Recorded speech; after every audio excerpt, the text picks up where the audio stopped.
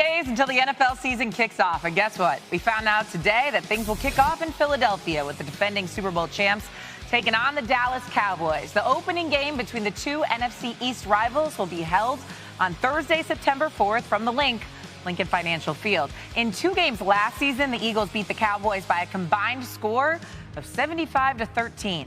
However, both of these teams saw some big changes this offseason. The Cowboys made a change at head coach, firing Mike McCarthy and promoting Brian Schottenheimer. Offensively, they added George Pickens last week, but lost offensive lineman Zach Martin to retirement. For Philadelphia, they'll need to replace some big names on defense, including Josh Sweat and Milton Williams. NFL insider Dan Graziano, NFL analyst Damian Woody, and betting analyst Tyler Fulgham are here with us now. Okay, Dan and Damian, starting with you. Answer this question first. How do you view the gap between the Cowboys and Eagles as they prepare to face each other in Week 1? D. Wood, going to you first.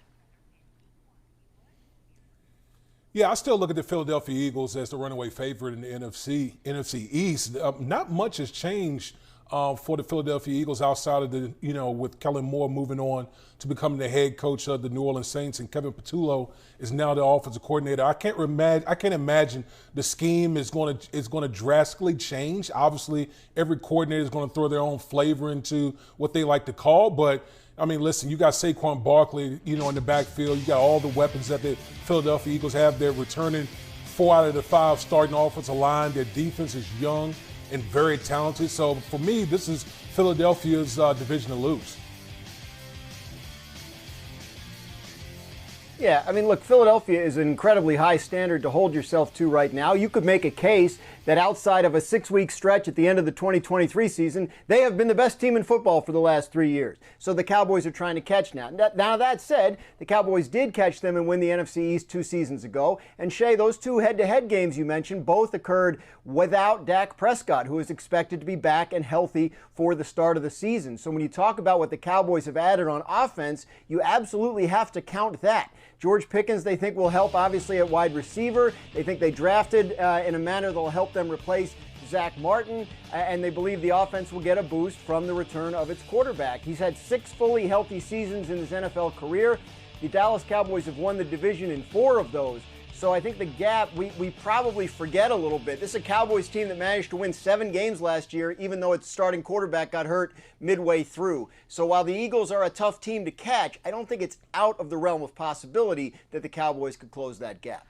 We've forgotten so quickly, it feels like, haven't we, Dan Graziano? I'm surprised with you, but now we'll ask Tyler what he thinks about the situation. Give me some good bets for the Cowboys. Yeah, I think if you're looking at futures for this Cowboys team, one that I really love is them going over 7.5 wins. Why is that? Because Dak Prescott's been a starting quarterback for 9 years in the NFL. The Cowboys have won at least 8 games in 7 of those 9 seasons. Shay, the only time they did not win 8 or more games is when Prescott missed more than half the games due to injury, 2020, 2024. So as long as Dak Prescott is healthy, you can pretty much bank on the Cowboys winning at least 8 games. So that's my favorite, is the win total over 7.5. Now, for Cowboys fans, I want to point you to the bottom 2 there. 9+ wins or to make the playoffs. These are plus money bets. And you were talking about the gap between the Eagles and the Cowboys. I think the Cowboys are actually closer to the Commanders than the Commanders are to the Eagles. And most people say, wait a second, the Commanders are easily the 2nd best team. They could challenge the Eagles for this division. I don't think so. I think the Cowboys, with a healthy Dak Prescott, some of the moves they made this offseason, are a more legitimate threat to the Commanders as the 2nd best team than the Commanders are to the Eagles as the best team in this division. Are we forgetting that the Eagles won the Super Bowl last year? Guys, we're not talking about a team that just got into the playoffs like the Commanders. The Cowboys and the Eagles are very far apart from one another. Graz, jump in on this. This is the part where I remind you that it's been 21 years since the same team has won the NFC East 2 years in a row. Weird things happen in the NFC East. These teams are very competitive with each other. They're crunched very close together. The Cowboys are going to play a 3rd-place schedule with their starting quarterback healthy after a year in which he missed half the season. Don't be surprised if they win more games than we're expecting them to win as we sit here in the middle of May. Okay, it should also be pointed out, Damien, as you jump in here, that right now the Eagles are favored by only 6.5 points. That doesn't feel like a lot of points to me. Damien, what do you got? Well, yeah, I mean, listen, this is the Week 1. Remember, on paper, the Philadelphia Eagles are the best team in the National Football League. But when it comes to week one, anything goes, anything happens. You got to remember the Cowboys have a new head coach in Brian Schottenheimer. We don't know what they're going to throw out there, so anything can happen, and that's why I think the spread is what it is. Okay, well, let's dive more on the other side of it. Let's dive in on the Eagles, right? They have a new offensive coordinator, but in terms of the biggest question mark, Damian, back to you, what do you have for the Eagles as they try and run it back? Well, Shay, you just pointed out, new offensive coordinator, Kevin Patullo. We know that I don't think they're going to deviate far from the scheme that Kellen Moore ran, but he is a new offensive coordinator.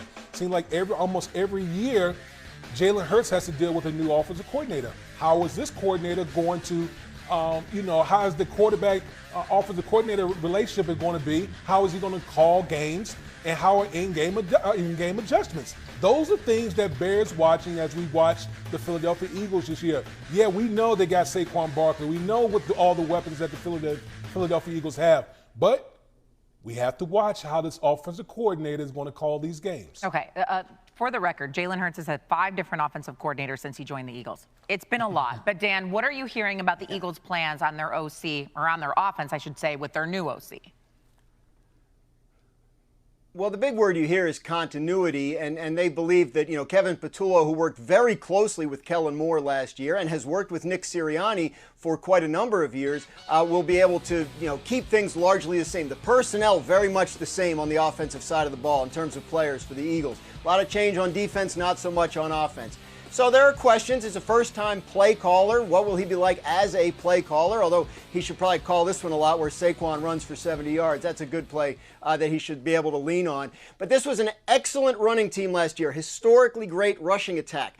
Inconsistent a little bit with the passing attack. So I think if there's a mandate for Kevin Patullo, it's to see if they can become a little more consistently productive through the air than they were at times last year. So a lot of talk, obviously, about the offense because the Philadelphia Eagles were very good, though, on both sides of the ball. They keep Vic Fangio there as their defensive coordinator. So when we focus in on a very young defense for Philadelphia, what's a bet you like there? There's not a lot of ways to get good value on betting the Eagles because everyone expects them to be good. That's why the prices are expensive. But one way I would bet them right now for value is for their first-round draft pick, Jihad Campbell, to be the defensive rookie of the year. That's 13-1. Now, I want to pat myself on the shoulder here, Shay. Okay. Last year, I identified Jared Verse as my favorite preseason defensive player of the rookie of the year bet, and he went on to win that award. Campbell in Vic Fangio's system with Jalen Carter and those big bodies in front of him, Zach Bond beside him, is not going to be thought about very often by opposing offensive coordinators. He's going to have freedom with his elite athleticism to attack quarterbacks, to attack ball carriers, to drop in coverage. He, I think, could have 100 tackles, 10 tackles for a loss, 5 sacks, maybe an interception or 2 and a forced fumble. Big things could be coming for Jihad Campbell. I like him as an early rookie of the year on the defensive side of the ball bet. Okay, I like this a lot. The only thing I'll say is Vic Fangio's defenses usually take a little bit of time. Now, the Eagles, because it's such a complex scheme, this is what I know from when he was a DC in Chicago. Now, the Eagles obviously have a lot of vets young, but it might take Campbell a little bit of time to get used there, but doesn't mean he can't win. I think that's a fair point. I hope he's starting week 1, but if he has taken a long time, we're going to lose value on this bet. I'm guessing as a first-round pick, even though they're loaded with talent, they want him to be in there right away week 1 against Dak Prescott and the Cowboys. Love it. Really good stuff, everyone. Dan, Damian, Tyler, thank you. Hello, xin chào tất cả các bạn. Lại là mình đây. Mình sẽ gửi đến các bạn những sản phẩm cắt dán đẹp hơn mỗi ngày. Những sản phẩm tuyệt vời. Đấy, cốc trà sữa này. Đây trên tay của mình đây là keo dán giấy này các bạn ạ. Và để tạo ra được những sản phẩm để tạo ra được những video cắt dán đẹp như thế này thì mình sẽ cần có những dụng cụ, những đồ vật để mình